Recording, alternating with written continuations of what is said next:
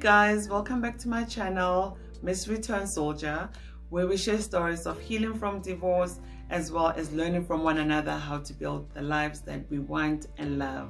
So I must share with you that it took me a very long time. It took me years just to get to a point where I felt as though I had my head above water and literally just faking it until making it by changing the way that I thought about myself, by learning ways of loving myself, and ultimately by learning to accept myself for who I am without judgment.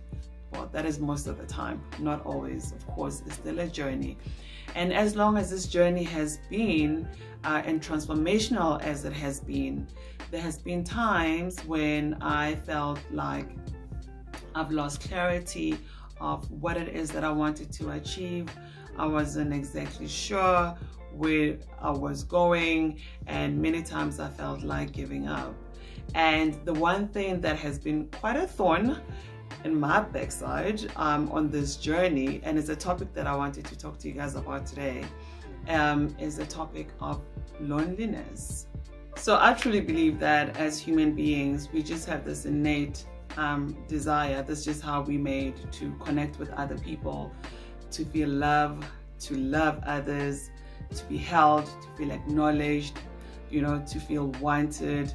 And even though I've come to learn that love is not the romantic cap that I've used to describe it before, you love your family, you love your friends, your dog CB, all people around you, your colleagues. But I'll be the first to say I do from time to time desire, to have love from a man. And that desire doesn't care if you're working on yourself, if you're trying to stay focused, it will come visit from time to time. And sometimes overstay its welcome. And those who have felt lonely do understand how painful it can be at times. And you would jump the highest hoops, you would pay the largest sums of money, and you will take anything that promises not to kill you just to abate that feeling. So I think it was like a year into my new life that I felt this cloak of loneliness, just starting to close in on me and like suffocating me. And I just started to bargain with the highest power to take it away. And if I was not doing that, I would be asking myself useless statements, the what if questions as well. Like if I'm feeling pressure from taking care of the kids, then I would think to myself, what if I just stayed a little bit longer until the kids were, say, 20 years old and were able to take care of themselves? Or say I was coming back from a really unpleasant date, I would think, oh my gosh, this is so difficult. What if I just, stayed with him and learned to love his hobbies? And, I'm sure it wouldn't have been so bad. And I just remember it was just that time when I guess the grief was intensifying and the newness of everything was just no longer great anymore, right? Because I think at that time, all I wanted was my old life, but not really the way it was. I think I just wanted something familiar, something comfortable, something where I don't have to show up every single day and be brave and look like I'm ready to take over the world. So when I was tired of just feeling like I have to have it together all the time and feeling like wanting to start feeling guilty about like not being a great mother all the time, I went back to my ex. Yep. And you'll be very surprised, lots of people actually go back to their exes. Some end up marrying them all over again, and other ones end up remarrying them and divorcing the same partners. And notwithstanding that I was actually quite lonely when I was married, this time it was just a different type of loneliness. I was lonesome, when you now unhappy because you are alone. And I think all I just wanted was a presence of another adult in the house, even if they did not have to say much to me, They could be in the other room making coffee, but I just wanted, that energy, that there was someone who could be there to help me out with, especially with the children. And, so we did not even get that far, all right? I think we kind of like saw each other from time to time for around 2 months, and it literally just dissipated. And I think in my case as well, I just felt as though my reasons for returning were just not valid. I mean, I was basically putting at the center of the love back, other people, like, the children, other conditions that, or maybe I was not coping so well.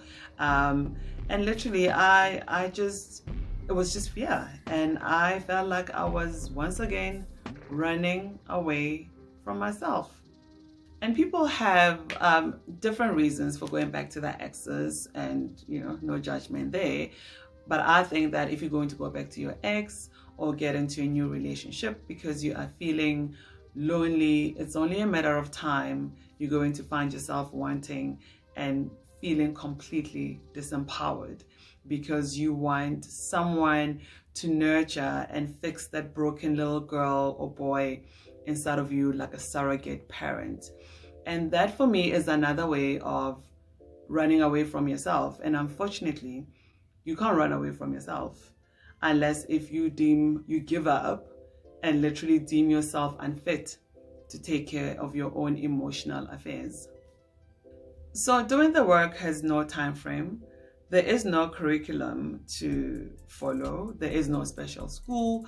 There is no way you can consult with a friend to take you by the hand and walk the path with you, for you. There is no path carved out, cleared out for you to walk. There'll be all sorts of noise from all sorts of people. And sometimes it just seems like going back to the ex or getting back into relationships because it is all too much. It just all seems like, it will seem like the best option at the time than actually taking your time, being patient, and, saying to yourself, no matter how long it takes, no matter how many times I fall along the way, I'm just going to stay the course. So when I stopped beating a dead horse and trying to get into relationships or trying to get back, with my ex because I was feeling lonely, I learned that loneliness is actually not a problem and it's not something that is unique to me. Many people of all races, ages, nationalities, everywhere, feel lonely from time to time. And when I accepted that, I realized that there is nothing to fix. You see, running back to my ex or hoping for a new relationship was like bandaging an open wound, and it was only a matter of time until I would have to deal with it. Accepting the universal existence of loneliness actually freed me of the arrogance I held that I was the only one going through it, and it also gave me the strength to pursue my healing and find out more about myself and what I actually liked, instead of getting into unsavory situations, trying to find solutions or trying to suppress loneliness. I also started scheduling social engagements. You see, for me, loneliness hit me the hardest on Friday afternoons after work. During the week, I will be so busy with my work, with children's programs, and all the rest of it. But come Friday, it stared me in the face, especially when listening to people's plans and knowing that I was going to be alone for the entire weekend. So I learned my patterns over time, and I started being deliberate about when I was going to see a friend or to attend an event. And I also found that if someone called on Monday to meet up, even when I didn't feel like it at the time, I would say yes, at least 60% of the time, to either meet up on a Friday or sometimes over the weekend. And the same went for holidays. Since the kids spent some parts of the holidays with me and others with their dad, I tried to schedule when I was going to actually have my me time and when I'm going to actually go see friends. And I know for some of us, we've been crutching on our former partners who were the social butterflies in the relationship, more outgoing and extroverted, But don't be discouraged. If you're still scared to lean too much on your friends, use the internet to find groups of activities you enjoy. You might not know what you like, but you might be curious about some other things. So try them out, like join a hiking club, a running one, or a knitting club. I mean, trust me, whatever you come up with, it exists, and it exists near you. And whatever you do, you guys, please try not to ostracize yourselves. That little voice in your head that says you're different, you have too much baggage, you're not interesting, whatever it is not true. And if you entertain it and not challenge it by stretching yourself and putting yourselves out there in empowering situations, you will continue making choices that keep you stuck. And remember, you are in good company, present company. So that's all I have for you guys on this topic today. Thank you so much for coming through. So I would love to know, how do you manage or cope with loneliness? What other tips can you give us? And also, do you think it's ever a good reason to get back together with your ex or start a new relationship because you are feeling a little bit lonely? Catch you guys in the next one. Please remember to subscribe. Bye.